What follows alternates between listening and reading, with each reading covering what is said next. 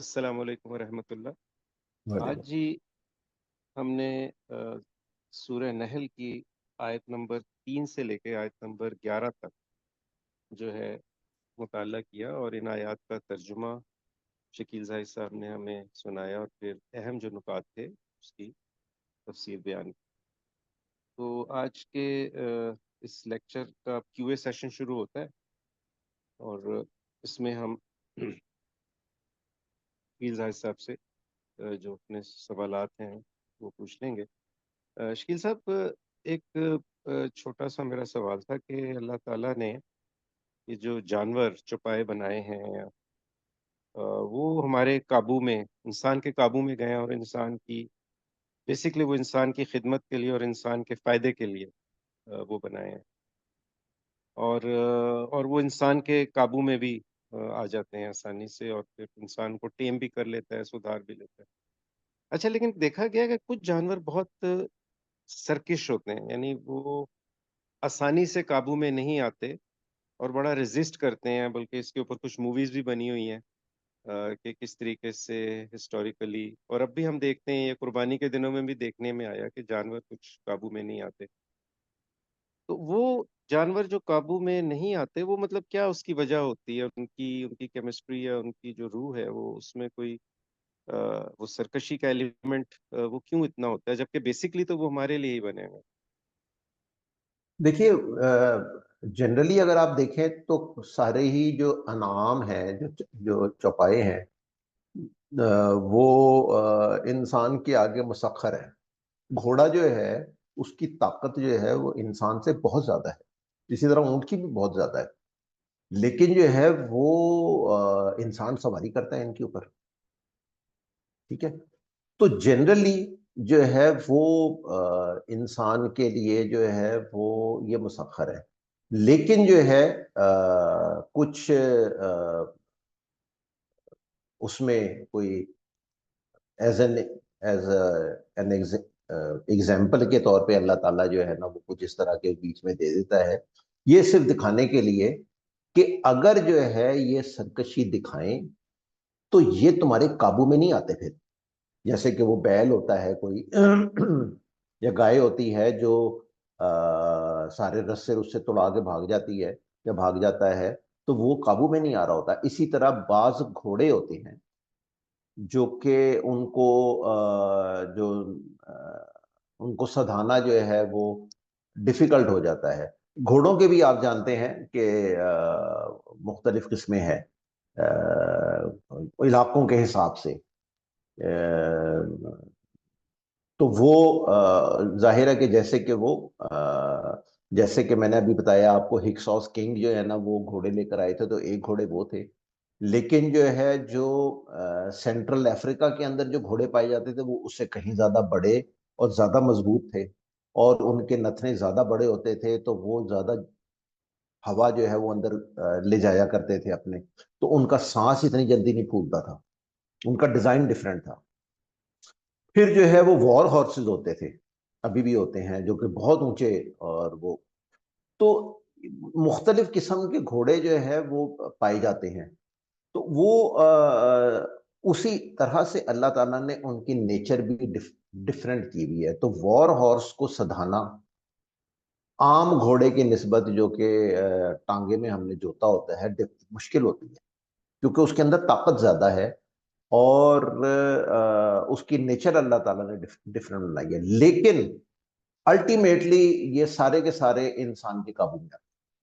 تو یہ صرف جو ہے وہ ایک ورائٹی ہے جو کہ اللہ تعالیٰ نے دکھائی ہے اور بنائی ہے، اور اسی چیز کے اندر نشانی ہے۔ جی شکریہ۔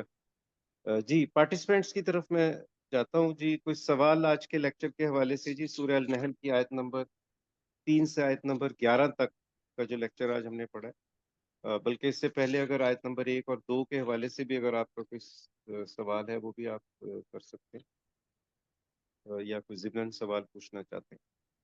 جی پارٹیسپینٹس۔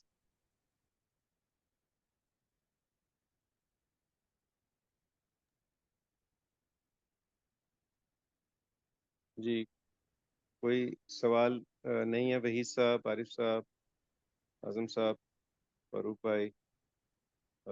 بھائی بھی ہیں آج شامل ماشاءاللہ، زرار بھائی، کوئی سوال آج کے لیکچر کے حوالے سے؟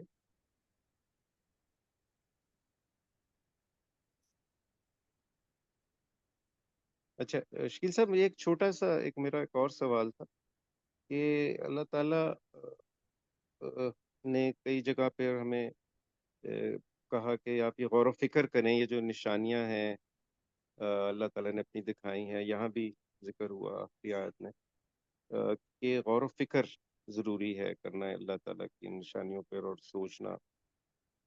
تو یہ جو غور و فکر ہے، کیا یہ ایک مطلب ایک عمومی یہ حکم ہے، یعنی ہر شخص کے لیے ضروری ہے کہ وہ غور و فکر کرے؟ ایک تو سوال کا حصہ یہ، اور دوسرا یہ کہ غور و فکر کا جو کوئی طریقہ کار یا اوقات کار، وہ کوئی ریکمینڈڈ ہے کہ کس طریقے سے یہ جو ہے کیا جائے؟ اچھا، جو پہلا والا آپ کا پارٹ ہے نا، وہ تو ہے کہ جی سب کے اوپر لازم ہے، کیونکہ قرآن حکیم جو ہے وہ سب کے لیے ہے، اور قرآن حکیم جو ہے وہ سب سے یہ ایکسپیکٹ کرتا ہے کہ وہ سوچے. لیکن جو سوچنا کے عمل ہے نا، یعنی تھنکنگ جو ہے، وہ بیسک نیسیسٹی ہے to understand Islam and your self and the things around you. ٹھیک ہے، تو وہ جو اللہ تعالیٰ جو ہے وہ ہمیشہ انسان کو یہ سمجھاتا ہے کہ جو میں نے یہ اتنی خوبصورت چیزیں بنائی ہیں اور اتنی یوزفل چیزیں بنائی ہیں، ان کو ان کے اوپر غور کرو. ان کو غور کرنے سے دو مراد ہوتی ہیں. ایک غور کرنے کے جو فوائد ہیں، ایک یہ کہ جو کہ ابھی ہم نے جیسے دیکھا، وہ یہ کہ اللہ تعالیٰ کو پہچانا جائے اس سے کہ یہ کسی نے بنایا ہے، یہ خود بخود نہیں ہو گیا ہے. لیکن اس کا ایک اور پہلو بھی ہے. وہ پہلو یہ ہے کہ جب آپ ان پہ غور و فکر کریں گے تو آپ ان سے فائدہ اٹھائیں. یہ ساری چیزیں اللہ تعالیٰ نے انسان کے فائدے کے لیے بنائی، اور جو ہے وہ انسان نے ان سے فائدہ اٹھایا ہے اور آج بھی اٹھا رہا. جیسے میں نے کہا کہ دودھ اور گوشت کی انڈسٹری دنیا کی سب سے بڑی انڈسٹری کیسے بن گئی ہے؟ وہ اس لیے بن گئی ہے کہ انسان نے یہ سوچا کہ اچھا یہ دودھ جو ہے، اس سے جو ہے وہ کیا کیا جائے. اس سے انسان نے سوچ کے ہی گھی بنایا ہے نا. پھر یہ آسمان سے تو گھی نہیں اترا، اور اس نے مکھن بھی اسی سے بنایا ہے، پنیر بنائی. یہ ساری چیزیں انسان، کسی نے سوچا ہوگا تو یہ چیزیں بنی ہیں نا. اور دہی بنایا ہے انسان نے. پھر جو ہے جو بھی گوشت کی جو ہے کو پکانے کے طریقے، مطلب ایک زمانہ تو تھا کہ صرف آگ کے اوپر، پہلے تو ہوتا ہوگا شاید کہ کچا ہی کھا لیا، پھر یہ کہ جی وہ گوشت کے اوپر بھون کے کھا لیا. اور پھر جو ہے اب آپ دیکھیں گوشت کی جو ہے وہ بے پناہ ڈشز ہیں.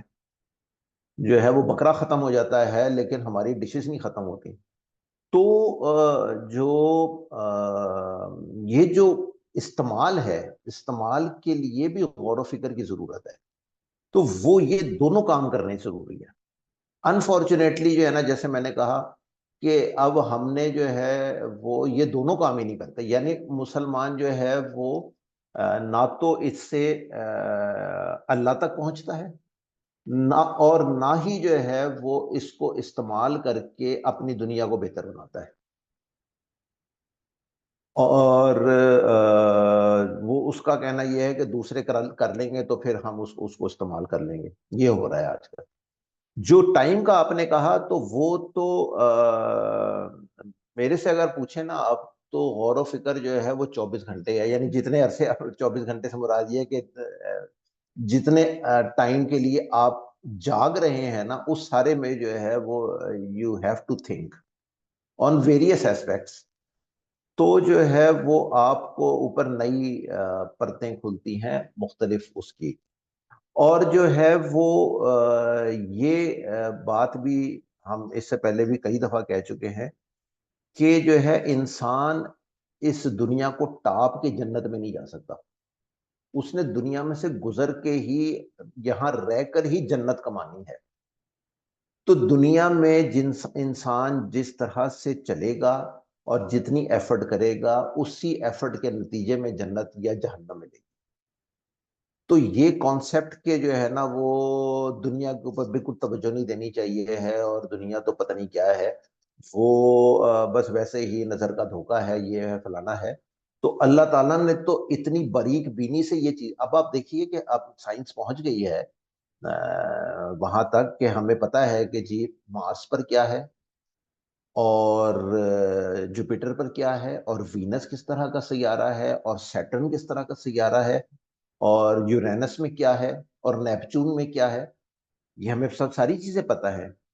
तो देखा जाए तो जो रंगारंगी, जो नैरंगी, जो तनव्वो, जो वैरायटी इस दुनिया में मौजूद है, वो कहीं और नहीं है, वो एक जैसे ही है तकरीबन। तो अल्लाह ताला ने इतनी एफर्ट करके, इतनी सोच विचार करके जो है वो ये दुनिया बनाई है, और उसके अंदर ये सारी चीजें बनाई हैं, जिनकी मैंने अभी हमने पढ़े, वो अल्लाह ताला ने जो है ना वो जो चौपाइयों की मिसाल दी और ये सारा कुछ। तो उसने तो इसको इस तरह से बनाया कि जी आप इसके ऊपर गौर करते चले जाएं तो जो है ये आपके लिए खुलती जाएगी जमीन, और ये आपके लिए बेहतर से बेहतर जाए रिहाइश बनती जाएगी। लेकिन हमारी सोच क्या हो गई है कि नहीं नहीं बस जो है वो यहाँ आओ, नमाजें पढ़ो, रोजे रखो, निकल जाओ। तो ये तो नाशुक्री है, सबसे बड़ी नाशुक्री ये है कि जी आप दुनिया में आके अल्लाह ताला ने जिसके ऊपर इतनी मेहनत की है, आप जो है ना वो उसको उसके ऊपर तवज्जो ही नहीं कर रहे, और आप सिर्फ नमाजें पढ़ी जा रहे हैं। तो ये हर टाइम की है, हर वक्त करने वाली बात है। दिमाग जब तक चलेगा उस वक्त तक जो है ना वो आप अ, अ, आपका जिस्म भी चलता रहेगा। और ये भी हम जानते हैं कि अगर आपकी लाइफ में कल का इंतज़ार है, और आपकी कोई प्लानिंग्स हैं और आप सोचते हैं, तो आप कम बीमार पड़ते हैं। और अगर आप जो है बस वैसे ही जो है वो एक ढीली-ढाली सी लाइफ गुज़ार रहे होते हैं, जिसमें ना कोई प्लानिंग है, ना कल का इंतज़ार है, ना कुछ कोई एफ़र्ट है, ना सोच-विचार है, तो बहुत सारी बीमारियाँ जो हैं वो जकड़ लेती हैं, और इंसान के लाइफ स्पैन छोटा हो जाता है, मर जाता है जल्दी वो। जी, शुक्रिया शकील साहब वज़ाहत का। जी, पार्टिसिपेंट्स की तरफ मैं दोबारा जाता हूँ जी, कोई सवाल अगर है तो वो पूछ लें। एक सवाल छोटा-सा ये भी मैंने करना चाह रहा था कि मुसलमानों में ये सोच किस दौर से आनी शुरू हुई कि जब उन्होंने आपको साइंस को उन्होंने बिल्कुल छोड़ दिया, गौर-व-फ़िक्र छोड़ दी? ये किस दौर से स्टार्ट हुआ ये? और ये ये शायद पिछले लेक्चर में या उससे पिछले लेक्चर में हमने इसके ऊपर डिस्कशन की थी। बहरहाल ये जो है ना ये साइंस से जो तौबा शुरू हुई है वो इमाम गज़ाली के ज़माने से हुई है। और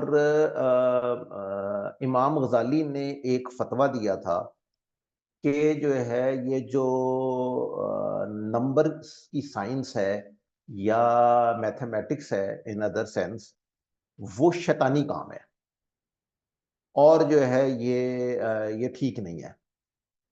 अब चूँकि इमाम गज़ाली जो है वो बहुत बड़े स्कॉलर थे, लोग उनको बहुत पसंद करते थे, और लोग जो है वो समझते थे कि जो है वो ये जो जो ये इन्होंने कह दिया तो ये बिल्कुल ठीक है। तो जो है वो मुसलमान जो है वो मैथमेटिक्स को छोड़ दिया उन्होंने। जब मैथमेटिक्स को छोड़ा तो दुनिया की सारी साइंसेस से दामन छूट गया। कोई साइंस जो है वो मैथमेटिक्स के बगैर नहीं चलती। तो जो आम तौर पे हमें जो पढ़ाया जाता है, वो ये है कि मुसलमानों का साइंस का ज़वाल हुआ है जब हलाकू खान ने हमला किया इसके ऊपर, बगदाद के ऊपर, और इतनी लाइब्रेरियाँ थीं और किताबें जो है ना वो बहा दी, और ये हो गया, वो हो गया। ये हमें बताया जाता है कि उसके बाद से फिर साइंस जो है ना वो खत्म हो गई। हालाँकि जो है वो नॉलेज तो किताबें जला देने से खत्म थोड़ी हो जाती है। آپ مجھے بتائیے کہ جب یہ ابھی سیکنڈ ورلڈ وار ہوئی ہے تو اس کے اندر جو ہے وہ کیا حال ہوا تھا جرمنی کی انفراسٹرکچر کا، اور اس طرح اس میں کتابوں کا اور یہ سارا کچھ، ٹھیک ہے، اور اس نے جو تباہی پھیری تھی خاص طور پہ انگلینڈ کے اندر، لندن کے اوپر بمباری اور یہ وہ، تو بہت کچھ تباہ ہوا اس میں، لائبریریاں بھی تباہ ہو گئیں، اس کے اندر کتابیں بھی تباہ ہو گئیں، اس کے اندر جو ہے وہ لوگ بھی مارے گئے، لیکن کیا جو ہے وہ وہاں سے سائنس ختم ہو گئی؟ نہیں. کیوں نہیں ختم ہوئی؟ کیونکہ وہ سوچ کہ ہم نے جو ہے وہ اس کو پڑھنا ہے اور اس میں ایکسل کرنا ہے، وہ ایگزسٹ کرتی تھی. سائنسدان پھر پیدا ہو گئے، اور آج دیکھ لیں کہ وہ لوگ کہاں پہنچے ہوئے ہیں. تو ہلاکو خان کا اب وہ جو ہے اگر اس نے حملہ کر دیا اور اس نے بغداد کو تباہ کر دیا، تو پھر جو ہے وہ مسلمانوں نے توبہ کر لی، ہاتھ جھاڑ دیا، انہوں نے کہا جی ہوں تے ایسی پڑھنی نہیں. تو اس کا مطلب یہ ہے کہ سوچ ہی نہیں تھی یہ کہ ہم نے اس طرف چلنا ہے. وہ پرانی کتابیں تھی جو رکھی ہوئی تھی، وہ جل گئی، انہوں نے کہا چلو جان چھوٹی. تو یہ جو سٹارٹ ہوا ہے یہ اس زمانے سے سٹارٹ ہوا ہے، 1000 اے ڈی کی بات ہے یہ تقریباً. تو وہاں سے پھر جو ہے اس سے پہلے 1000 اے ڈی سے پہلے مسلمانوں نے بہت ترقی کی. جیسے ہم جانتے ہیں الجبرا بھی مسلمانوں کی ایجاد ہے، اور بے شمار ان کی جو ہے نا وہ انہوں نے سائنس کے ہر شعبے میں انہوں نے ترقی کی تھی. لیکن جب اس طرح کا فتوے آئے تو جو ہے وہ پھر لوگ پیچھے ہٹ گئے. اور انفارچونیٹلی یہ ہے کہ وہ اکیلے امام غزالی نے تو سٹارٹ لیا تھا نا، اس کے بعد سے یہ سوچ جو ہے وہ 1000 اے ڈی سے لے کے 2024 آ گیا ہے، 1000 سال اور گزر گئے ہیں.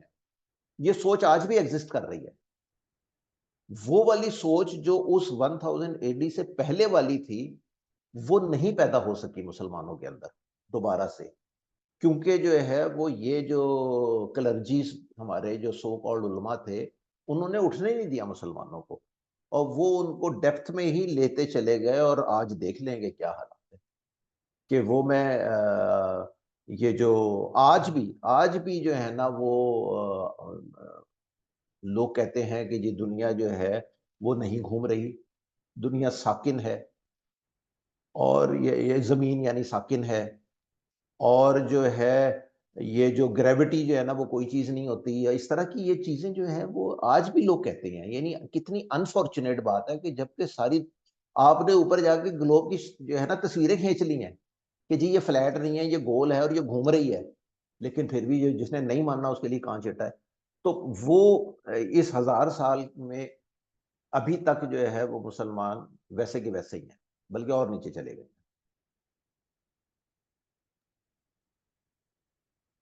جی فاروق صاحب کا سوال کا جواب بڑے وضاحت سے ہو گیا. جی اور کوئی سوال اگر نہیں ہے تو پھر ہم آج کا لیکچر ختم کرتے ہیں یہاں پہ. جی پارٹیسپینٹس، تو شکیل صاحب مزید کوئی لگتا ہے سوال نہیں ہے آج کے لیکچر کے حوالے سے، تو پھر ہم اس سیشن کو ختم کرتے ہیں اس دعا ٹھیک ہے کے سر. ساتھ کہ اللہ تعالی ہمیں قرآن پاک کو پڑھنے کی، سمجھنے کی، اس پر عمل کرنے کی، غور و فکر کرنے کی، اور اللہ کے اس پیغام کو دوسروں تک آسان طریقے سے پہنچانے کی توفیق عطا فرمائے. آمین. ہاں. السلام علیکم ورحمۃ اللہ.